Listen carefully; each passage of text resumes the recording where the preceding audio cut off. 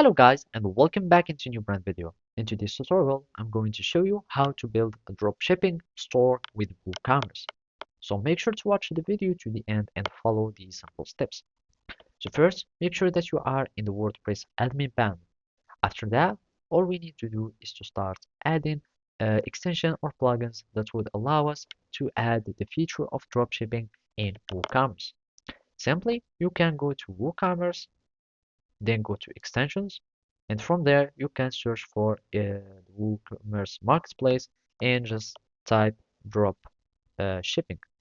So from here we will wait for the extensions to show or the results, and let's just click again, and from here we will see that there are many other plugins or extensions that would allow us to manage your entire dropshipping operation from within WooCommerce, and you can include AliExpress or Amazon affiliates in some services.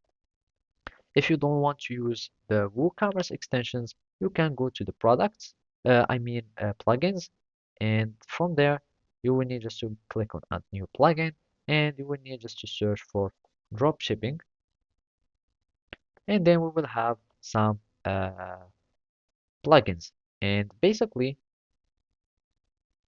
you can see that there are many plugins that you can use for dropshipping in here.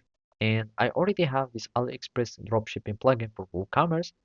And after, we can go to the menu and we will have our plugin here. So simply go to Ali next, and it is the name of the plugin.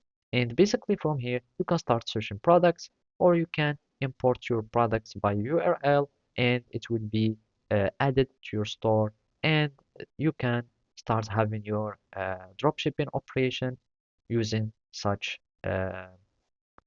plugin. And basically you can either have the keyword, or you can import it by product URL or product ID. You can add to the import list or whatever you would like. So basically that's it. Thank you for watching and see you next time.